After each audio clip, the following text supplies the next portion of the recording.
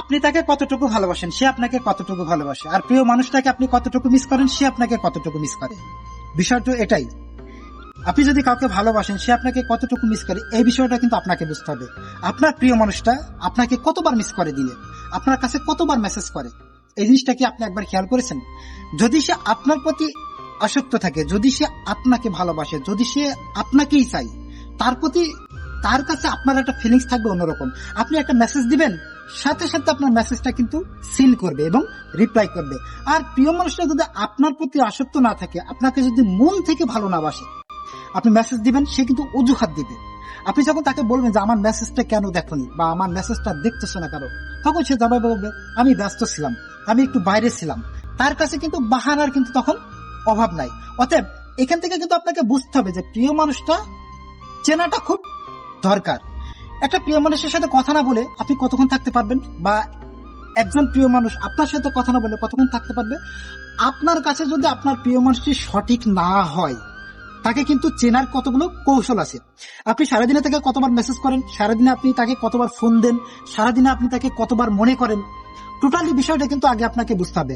একজন প্রিয় মানুষ কিন্তু শুধু ফোন দিলে বা মেসেজ করলেই আপনার প্রিয় মানুষ হবে না। আপনার প্রিয় মানুষ হওয়ার জন্য কিছু বৈশিষ্ট্য আপনার ভিতরে ধারণ করে রাখতে হবে। আপনার প্রিয় মানুষটা আপনাকে কতটুকু ভালোবাসে, আপনাকে সে কতটুকু চাই, তার ফ্যামিলি থেকে আপনাকে কতটুকু চাই, তার ফ্যামিলি থেকে আপনার সাপোর্ট আছে কিনা, সব বিষয় কিন্তু একত্রে আপনাকে বিষয়টা বুঝতে হবে। দিন শেষে সবাই চাই প্রিয় মানুষটার সাথে একটু কথা বলতে, দিন শেষে সবাই চাই প্রিয় মানুষটার হাসি মুখটা দেখতে, দিন শেষে সবাই চাই প্রিয় মানুষটার সাথে একটু আগ্রহ প্রকাশ করতে। কেন? কারণ ওই যে আপনি তার মায়ায় পড়েছেন, বিষয়টা কিন্তু এমনই। আপনি যদি কারো মায়ায় পড়েন, তাহলে কিন্তু তার প্রতি আপনার একটা অনুভূতি থাকবে অন্যরকম। আর সে যদি আপনার মায়ায় না পড়ে, আপনার প্রতি যদি ফিলিংস না থাকে, তার বিষয়টা কিন্তু সম্পূর্ণই উল্টো। আপনি তার জন্য সবকিছু করবেন, আপনি তার জন্য পুরো পৃথিবীটা দিয়ে দিবেন, কিন্তু সে আপনার জন্য কিছু করবেন না। সে কারণ আপনার দুর্বলতা সে জানে যে আপনি তাকে ছাড়া বাঁচতে পারবেন না, বা আপনি তাকে ছাড়া ভালো থাকতে পারবেন না। আর এই দুর্বলতাটা কিন্তু কখনোই প্রকাশ করা উচিত না। একটা প্রিয় মানুষ যখন আপনার দুর্বলতাটা বুঝে ফেলবে, একটা প্রিয় মানুষ যখন আপনার দুর্বলতাটা জেনে ফেলবে, তখন কিন্তু আপনাকে সে অবহেলা শুরু করবে। অতএব সো বি কেয়ারফুল।